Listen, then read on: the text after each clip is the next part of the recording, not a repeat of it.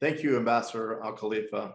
You have been a steady source of commentary, leadership on the Iran issue now for many years, and we should thank the Kingdom of Bahrain for its strong leadership on this issue.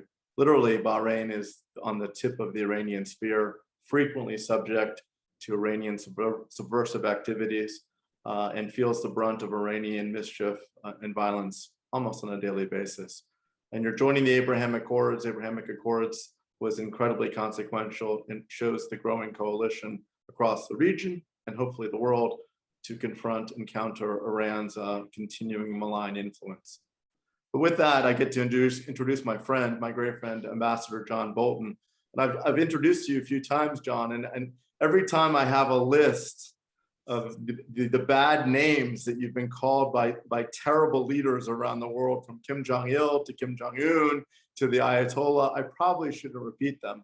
But I think if there's ever a man that doesn't need an introduction, it's John Bolton, the 27th National Security Advisor of the United States of America, a leader on Iran foreign policy, a leading thinker and provocateur on foreign policy, one of the most informed, well-versed men in American politics and foreign policy issues.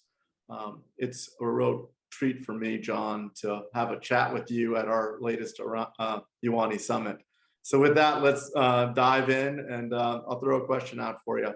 So in the wake of the withdrawal of Afghanistan, which obviously the most generous description of that withdrawal could be bad looking, beyond the policy concerns. How does that affect the Iran file? What is Iran thinking? How does that affect the ongoing attempt at negotiations? What does the status of the Iran withdrawal mean to the Iran file? Well, number one, thanks for getting us all together again at another UANI summit. I wish it were in person instead of virtual, but I'm sure that's coming next time around, if not before.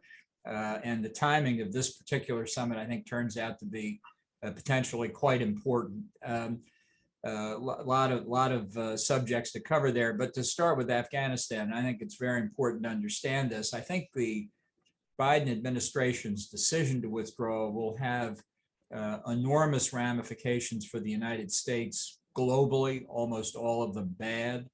But particularly with respect to Iran, I think it's very, very troubling. And I should say, in the true spirit of nonpartisanship or bipartisanship, what Biden did was essentially, I think, what Trump would have done had he been reelected. There are very few points of commonality between the two of them, but withdrawing America from Afghanistan militarily, essentially without regard to the costs, was something that they shared, a point of view they shared, and we'll have to bear the consequence of it over the next several decades because it was such a significant decision. But especially with respect to Iran, I think it told the mullahs in Tehran that America was growing weary of commitments around the world, particularly weary of commitments in places far away from the United States itself. I think it feeds into a narrative about the United States, which unfortunately has a grain of truth to it, that we have a short attention span, where some countries and some ideologies plot their courses of action in decades or centuries. We're obsessed with quarterly reports. I think the Iranians will take short-term advantage of the fact that by pulling out, we've also pulled out the platform for keeping an eye on them, keeping an eye on developments in Pakistan on the other side of Afghanistan. That's a big plus for Iran not to have to worry about that. They do also have some short-term concerns about what Taliban control of Afghanistan may mean for them in terms of religious adversity and that sort of thing. But as in the past, the Iranians will also try and take advantage of the Taliban government to shore up their eastern flank. I think while this is not entirely unmixed blessing for the Ayatollahs, on balance on that side of things, it's very, very positive. Because what it also reflects as part of this general American withdrawal is the way Biden himself characterized it as saying we have to pivot to the Pacific, we have to worry about China, meaning therefore we're not going to worry about the Middle East. I think this is a kind of infantile understanding of foreign affairs for the United States. We are a global power. We have global interest. We have to be able to protect those interests on a global basis. And also very misguided, the idea if we turn away from the Middle East to focus on China, that will require China to focus on us in the Middle East is wrong. China's influence and efforts to extend its influence in the Middle East are growing day by day, most particularly in Iran, where we have seen a deal announced that would, if it's fulfilled, involve tens of billions of dollars of Chinese capital investment in the Iranian oil sector, and a corresponding commitment by Iran to ship vitally needed oil to China, something reflected by China's construction of offloading facilities in Pakistan so that oil from the Persian Gulf region doesn't have to go through the South China Sea when that facility is completed, but will go by pipeline through Pakistan directly into China. China has its eye on the Middle East, whether the Biden administration has turned its eye away or not. And I think we need to understand that for all of the global ramifications it has.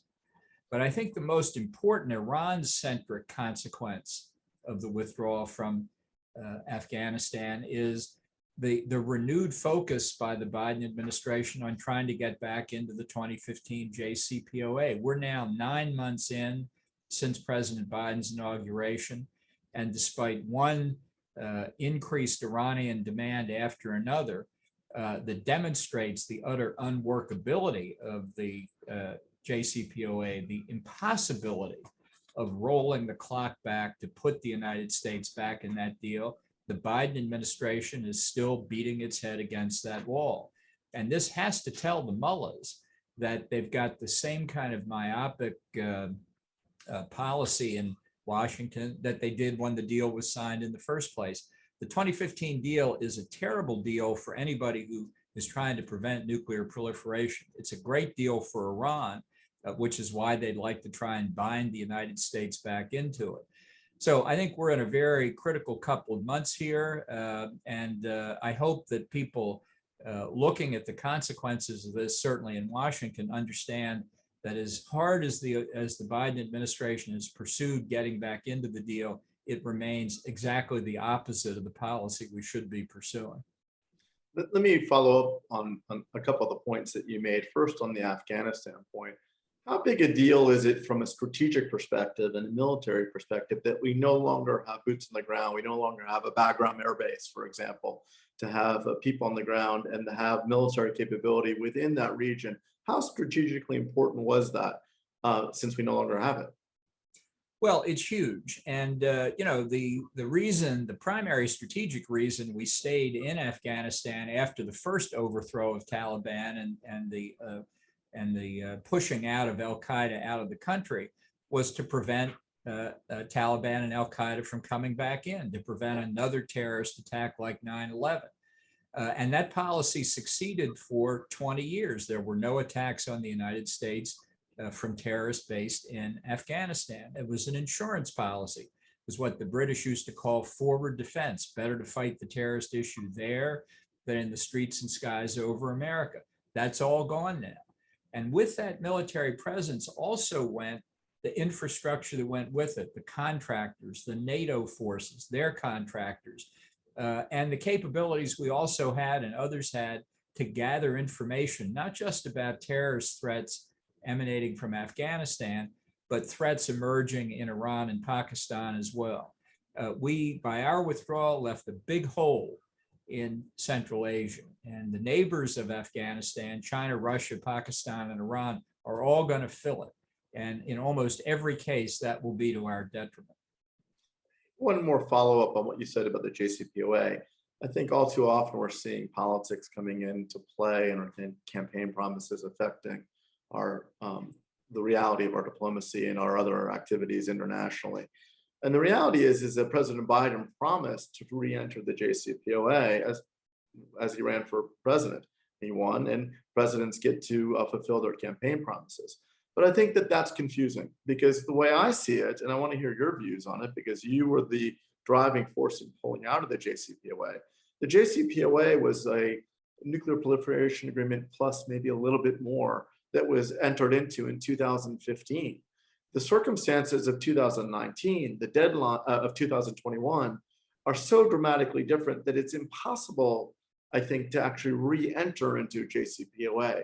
Can you speak to that? And we seem to be talking past each other. Whatever you think about these agreements, the JCPOA, as people knew it, doesn't really exist. Right. Look, what Iran has done openly since 2015 shows that you can't put the genie back in the bottle. I'm not even going to talk about the issue of Iranian violations of the JCPOA. Let's just talk about what they've done in terms of advances in their own capabilities by breaking the chain of information that the International Atomic Energy Agency had, by really going into complete opposition to the IAEA's ability to do inspections. This is one of the things the advocates of the 2015 deal said was so important. There'd be much more disclosure than would otherwise be required under the Nuclear Non-Proliferation Treaty. None of that has come true. We know for a fact that Iran has long had a nuclear weapons program, and the raid on the archive in Tehran that Israel did in 2018 and the massive amounts of information that have been released publicly, let alone the information that's not been released publicly yet, shows that Iran was lying for 20 years before the JCPOA and is still lying today. So I think what Biden's real promise to the American people was to keep us safe. And I think he has ample evidence to say, having now had the advantage of full awareness of what Iran has been up to since the Trump administration withdrew from the deal, I can see now it's simply not feasible to go back into it. And we will maintain the sanctions. We will not weaken the sanctions until Iran gives us some assurance of the central point, the central point that was ignored in the JCPOA itself, that the government in Tehran has made a strategic decision not to pursue nuclear weapons, because without that, this is all blue smoke and mirrors. No, it's a perfect opportunity to pivot because I want to go back to a conversation, actually a couple of conversations that you and I had a long time ago when we were discussing sanctions. And you've been in the business a long time, John, when I've seen you evolve in some ways on some of this policy. And I remember you thoughtfully being a sanction skeptic because sanctions had not historically worked in places like Cuba and other places. They hadn't been as effective, even though they were important to maintain. And you became, in many ways, the architect. I don't want to take too much credit for UANI, but certainly UANI played a role in the architecture of that maximum pressure campaign. But you became really one of the principal architects of that maximum pressure campaign, and now its biggest advocate. Why the evolution? Was it because sanctions were effective? What do you tell the skeptics saying, well, the regime is still there, the sanctions haven't changed their behavior? How have you come from a sanction skeptic to be one of the greatest advocates of maximum pressure on Iran? Well, thanks for reminding me of that long history. Look, my first real experience with sanctions was after Saddam Hussein invaded Kuwait in 1990. And one of the first things we did within a week of the invasion was impose the most comprehensive set of sanctions against Iraq in the history of the United Nations. And what we found that really in just a few short months was that as significant an impact as those sanctions were having, had not done a thing to remove the Iraqi forces then occupying Kuwait. And it led inevitably to the conclusion that we had to use force. So I think what you have to look at are the particular facts and circumstances of any issue that arises, whether sanctions will be effective or not. And in the case of Iran, the lifting of the sanctions, the unfreezing of the assets in 2015, the core benefit to Iran from the JCPOA gave Iran an enormous lift. I mean, let's be honest, it was manna from heaven for the mullahs in Tehran. by opening up all of these commercial possibilities, and particularly by providing them with literally ready cash to engage in terrorist activities around the Middle East and engage in all kinds of other harmful activities on the nuclear side, on the ballistic missile side. It really showed what even the pre-2015 sanctions had achieved.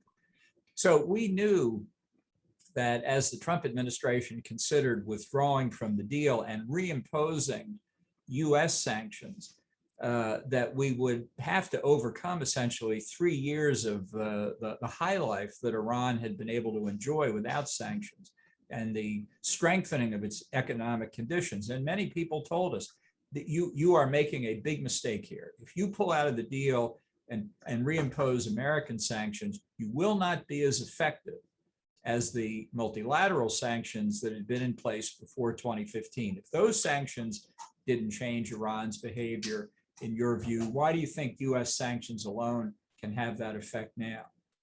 And we did consider that criticism, that advice, if you will.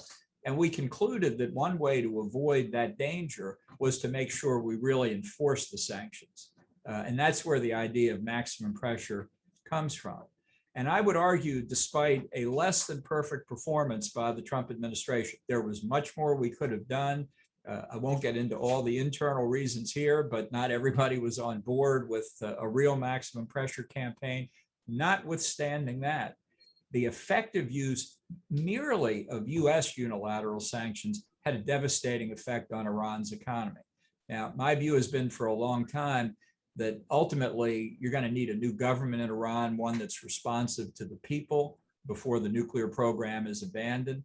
But the pressure put on Iran since 2018 has brought the country, I think, very close to that point. I think the regime is more unpopular now than it has been since the revolution of 1979. And I think the concessions that the Biden administration has made in an effort to get Iran to agree to a US reentry to the deal have been very harmful, not to the point where they can't be reimposed. And I think that's where Biden could well be in a couple of months. But what we need to do is rally others to tell our friends in Europe, this deal is not going to be resurrected. You need to get on board the maximum pressure campaign. You need to ramp up sanctions. We need to deal with the problem of China, which is the biggest threat to the utility of the sanctions regime. And if we keep it up, we'll see what happens. One of the points that you made earlier was that there's a perception of American unreliability, that we might be fickle, we might not stand with our with the issues. There will be other presidential elections, and you never know who will be elected. And unless it's a treaty adopted by Congress and has durable, lasting staying power, policies on Iran could change fundamentally. Well, how does that affect this issue? Because what's clear, as you said, that the sanctions are effective, even if it's somewhat unilateral. Obviously, we always prefer that it be multilateral, megalateral. But the lesson of the 2008 financial crisis is that the global financial system still largely goes through New York and the United States without being paternalistic here. It's just a fact, and we can impose these sanctions. How do you think that unreliability and the potential change? In some ways, I think that the Iranians would want transactional certainty if there really was any deal, to knowing that the next president doesn't pull out of JCPOA 2.0.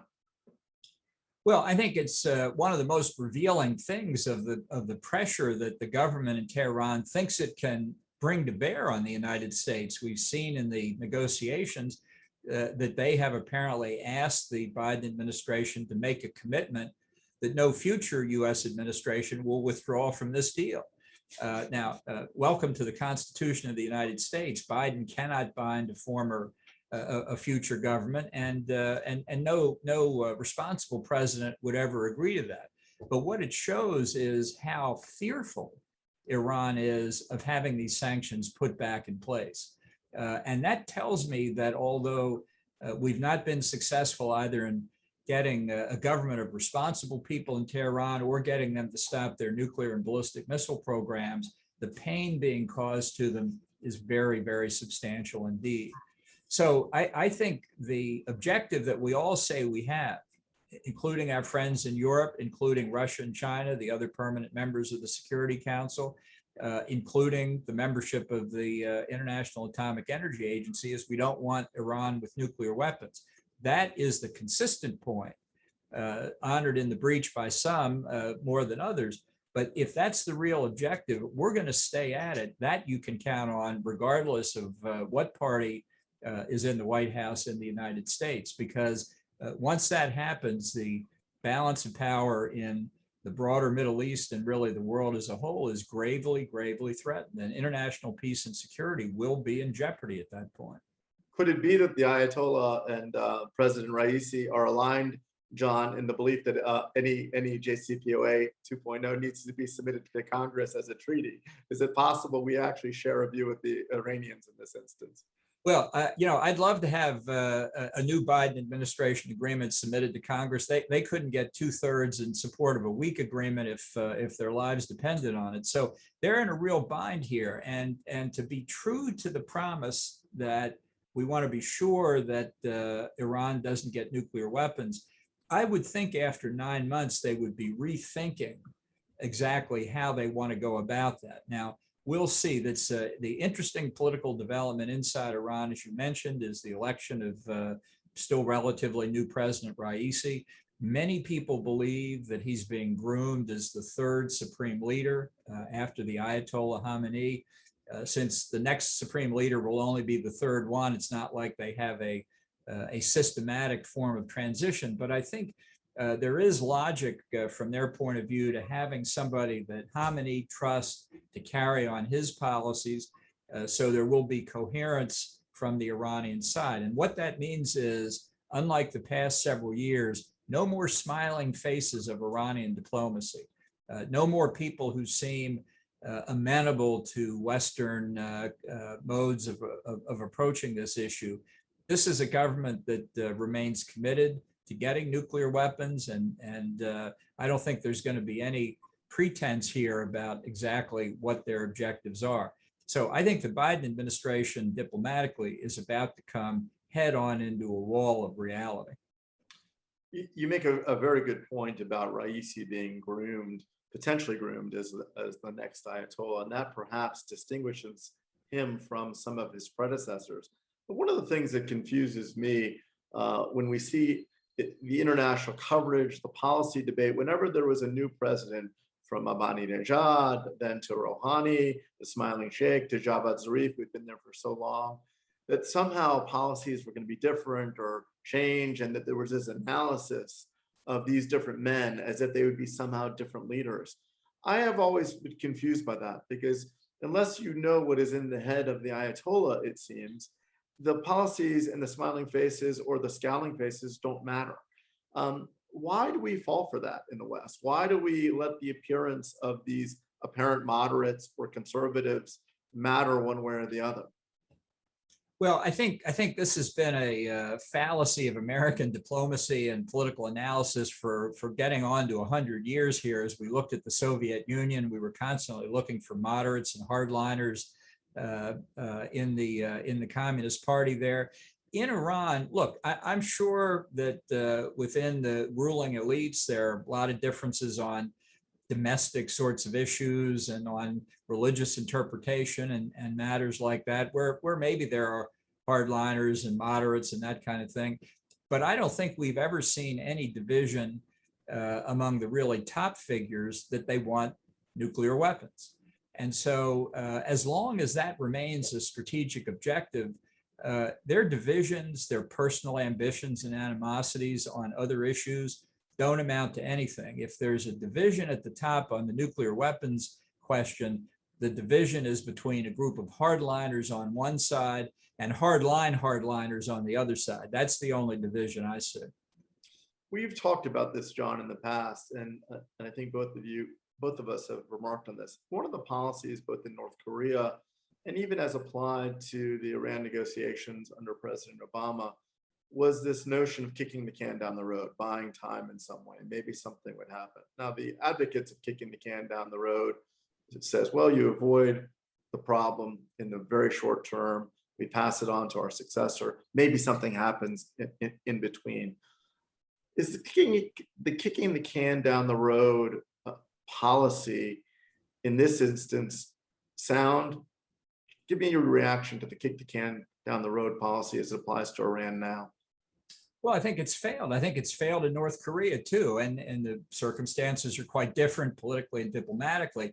But the idea is new teams come in, new presidents, new secretaries of state, new UN ambassadors. They say, well, I bet if I could have a shot at that negotiation, I could make a difference. And so 20, 30 years go by, lots of different people negotiate. The result is always the same. We've had, in both the case of North Korea and the case of Iran, negotiations and economic pressure applied in varying amounts over various periods of time. That the unmistakable judgment after 30 years is that both North Korea and Iran are much closer to having deliverable nuclear weapons than they were when this process started.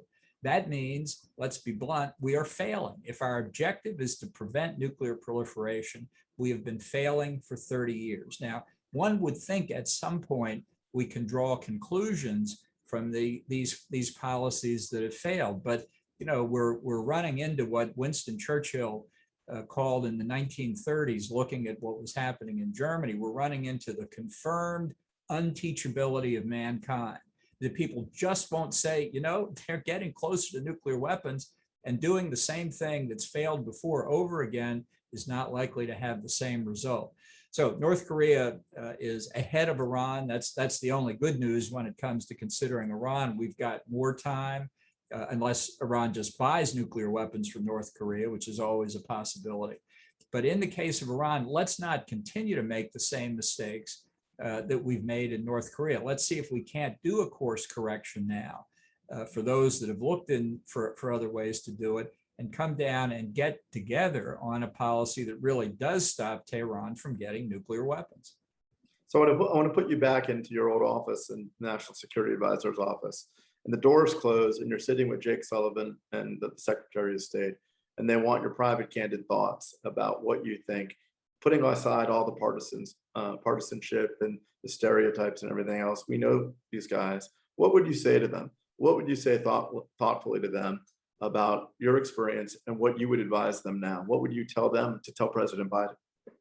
Well, I would tell them what Colin Powell, who sadly recently passed away, once said to British Foreign Secretary Jack Straw, and specifically on the subject of how to negotiate with the mullahs in Tehran. He said, Jack, the only way to negotiate with those people is to hold an axe over their head.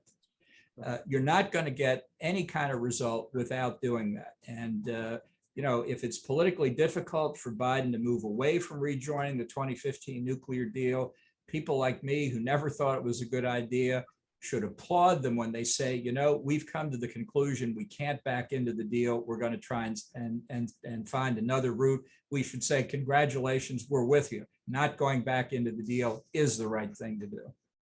No, it's great advice. Last question. We used to have all these great debates, and there were differing approaches about human rights, about the treatment of women, the treatment of the LGBTQ community and the like. Where is that debate any longer about the circumstances in Iran? And I raise that because it seems as if no one is talking about that anymore. And their pursuit of a nuclear weapon will enable them to continue to persecute minorities, persecute and oppress LGBTQ community and the like. Where is that debate? Why is that debate gone in our political discussion? It's a hard question to answer. I think if you look at these authoritarian societies, whether it's North Korea or Iran, China, Russia, they have a couple things in common. They're pursuing, the proliferators are pursuing nuclear weapons. Number one. Number two, they support terrorism in and around their region. And number three, they oppress their own people. I don't think these are unrelated. I think these are characteristics of regimes that simply don't share our values and interests. And it takes a broad coalition to stand against a country like Iran. Not everybody in that coalition is going to agree on every single aspect of how to deal with Iran. But the way they repress their own people, I think, is a perfectly legitimate and important thing for people to understand. It goes to the central character of the regime itself, the character of a regime that can pursue nuclear weapons in violation of its own government's commitments not to do so. Thank you, John. As always, your insights are incredibly thoughtful, welcome, and appreciated. And it's good to see you via Zoom.